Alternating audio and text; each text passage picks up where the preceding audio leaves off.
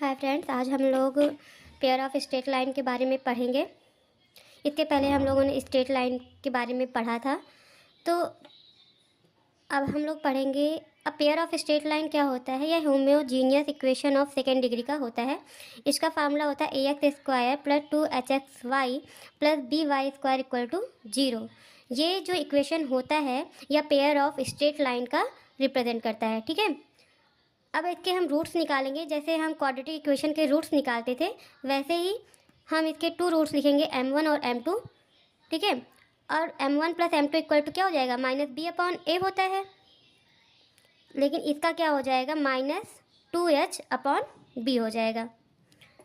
Similarly इसका m1 m2 निकालेंगे जो c/a होगा, यानी a/b हो जाएगा।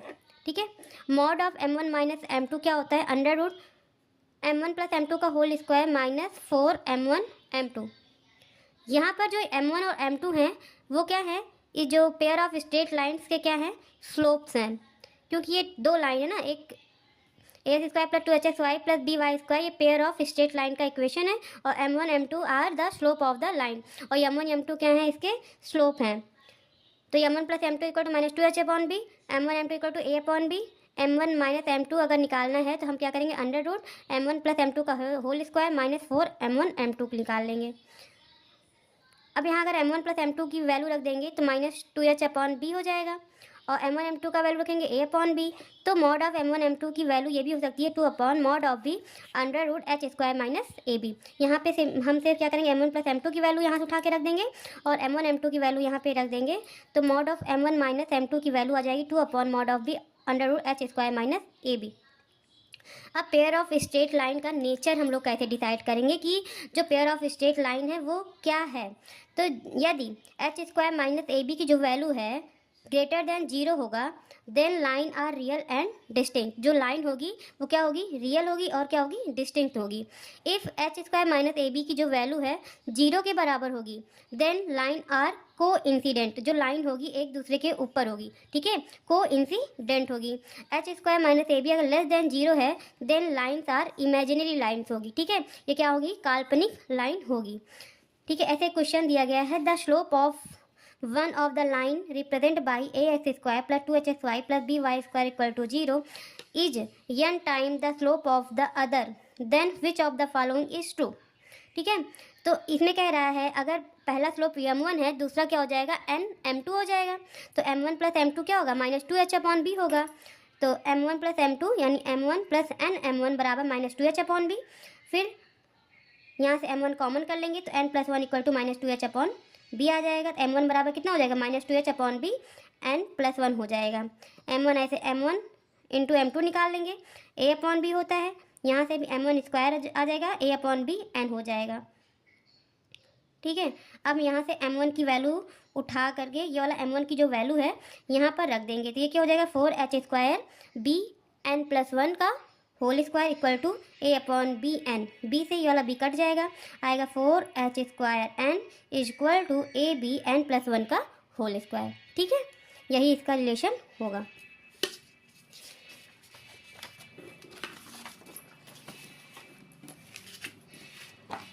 Angle between the pair of line. अगर हम जैसे दो पेयर ऑफ लाइन के बीच का अगर एंगल निकालेंगे कि उसके बीच कितना एंगल फॉर्म कर रहा है, उसके लिए हमें थीटा की वैल्यू निकालना पड़ेगा। और पहले इस लाइन का क्या स्लोप क्या है, m1 है और m2 है। तो tan थीटा इक्वल टू क्या होता है, 2√h² - ab/mod of a plus b होता है। यहाँ से अगर थीटा की वैल्यू कैलकुलेट करेंगे तो tan inverse 2√h² - ab/mod of a plus b। इसमें केस फर्स्ट क्या होगा, कंडीशन ऑफ पैरेललिज्म। अगर दोनों लाइन क्या हैं, पैरेलल हैं, तो tan थीटा की वैल्यू क्या हो जाएगी, 0 डिग्री हो जाएगी। जब tan थीटा की वैल्यू 0 डिग्री हो जाएगी तो h² इक्वल टू क्या होगी, ab। अगर h² ab आएगा तो थीटा की वैल्यू क्या होगी, 0 होगी, और जो पेयर ऑफ स्ट्रेट लाइन क्या होगा, पैरेलल होगा। सेकेंड कंडीशन क्या है, जब a प्लस बी की वैल्यू क्या हो जाए, 0 हो जाए, तो tan थीटा की वैल्यू 90 डिग्री हो जाएगी। तो हम ये कह सकते हैं कि दोनों लाइन आपस में क्या है, परपेंडिकुलर है। या कि जो थीटा की वैल्यू है अगर वो 90 डिग्री आ रही है तो कंडीशन क्या हो जाएगा, वो परपेंडिकुलर की हो जाएगी, और उसके लिए a प्लस बी की वैल्यू क्या होनी चाहिए, 0 होनी चाहिए। ठीक है, joint equation of the bisector of the angle between the line represent by the equation. ठीक है, अब हमें क्या कह रहा है, equation of the bisector, joint equation of the bisector of the angle between the line represent by the equation. तो ये मुझे पता है a x square plus 2hxy plus b y square equal to 0। अब मुझे इक्वेशन ऑफ द बाइसेक्टर निकालना है, तो हम क्या करेंगे, x square minus Y square upon a minus b. A की वैल्यू यहाँ से आ जाएगा एक्स स्क्वायर का कोफिशिएंट और बी वाई स्क्वायर का कोफिशिएंट, यानी ए माइनस बी कर देंगे is equal to x Y upon h. H की वैल्यू यहाँ से कैलकुलेट कर देंगे। जैसे अब निकालना है the equation of the bisector of the angle. ठीक है, अगर मुझे इक्वेशन ऑफ द बाइसेक्टर निकालना है तो हम यही वाला फॉर्मूला लगाएंगे, X square minus Y square upon minus A minus B is equal to x Y upon H. ऐसे जब स्ट्रेट लाइन में हमने पढ़ा था, उसका बाइसेक्टर का जो बाइसेक्टर ऑफ एंगल निकाले थे वो उसमें बताया था मैंने। ठीक है, अब आते हैं the equation of the bisector of the angle between the line represent by 3x square minus 5xy plus 4y square equal to 0। यहाँ से हम ए की वैल्यू कितना हो जाएगा, ए की वैल्यू 3 हो जाएगी, बी की वैल्यू 4 हो जाएगी, एच की वैल्यू -5/2 हो जाएगी। अब सारी वैल्यू उठा करके इस इक्वेशन में पुट कर देंगे तो क्या आ जाएगा, equation of the bisector of the angle आ जाएगा। ठीक है, general equation of second degree क्या होती है, ठीक है, ये होती है a x square plus 2hxy plus b y square plus 2gx plus 2fy plus c equal to 0। ये रिप्रेजेंट करता है पेयर ऑफ स्ट्रेट लाइन को। किसको, पेयर ऑफ स्ट्रेट लाइन को। ठीक है, a x square plus 2hxy plus b y square plus 2gx plus 2fy plus c equal to 0। ये equation है पेयर ऑफ स्ट्रेट लाइन की। अगर हम इसमें डेल्टा की वैल्यू निकालते हैं, ये क्या है, डेल है, जो डेल्टा की वैल्यू क्या होती है, a B C plus 2fgh minus A F square minus B ji square minus general equation of second degree. इसका इक्वेशन होता है a x square plus 2hxy plus b y square plus 2gx plus 2fy plus c equal to 0। ये represent करता है general equation of the pair of straight line की। हाँ, अब यहाँ से हम डेल्टा की वैल्यू निकाल लेंगे। अगर ये डेल्टा की वैल्यू 0 के इक्वल आती है तो ये क्या रिप्रेजेंट करता है, पेयर ऑफ स्ट्रेट लाइन को। तो इसकी डेल्टा की वैल्यू क्या होगी, ए बी सी, मतलब ए की मल्टीप्लाई बी और सी प्लस 2fgh 2fgh का मल्टीप्लाई करेंगे minus A F square minus B ji square minus C H square equal to 0। ये क्या करेगा, पेयर ऑफ स्ट्रेट लाइन से डेल्टा की वैल्यू हम क्या करेंगे, कैलकुलेट कर लेंगे। इसको अगर हम डिटर्मिनेशन के द्वारा कैसे निकालेंगे, तो इसके लिए हम एक डिटर्मिनेट बनाएंगे। तो ए बी सी डायगोनल के रूप में लिख लेंगे, तो एच और एच लिख लेंगे, फिर जी जी और फिर एफ एफ। ठीक है, अगर इसका डिटर्मिनेंट खोलेंगे तो फिर वही वाला फार्मूला आ जाएगा डेल का।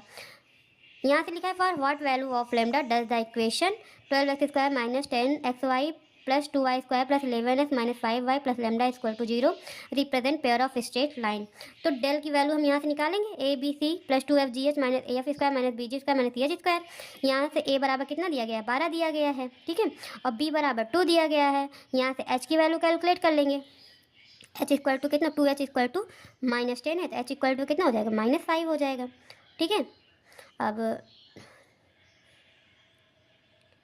यहाँ 2g निकाल लेंगे, g इक्वल टू कितना, 2gx होता है, तो ये 11 दिया गया है, g इक्वल टू 11/2 हो जाएगा।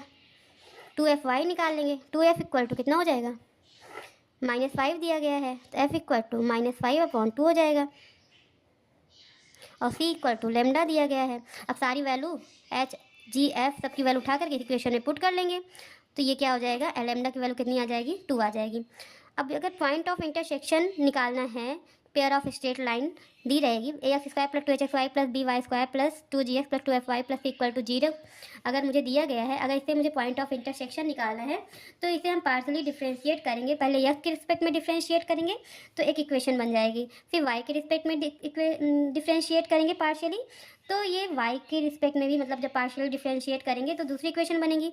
इन्हीं दोनों इक्वेशन को हम सॉल्व कर लेंगे तो x और y की वैल्यू आ जाएगी, जिसे हम क्या बोलेंगे, पॉइंट ऑफ इंटरसेक्शन बोलेंगे। ठीक है, ये क्वेश्चन दिया गया है, the point of intersection of the line 2x square minus 7xy minus 4y square minus x plus 22y minus 10 equal to 0।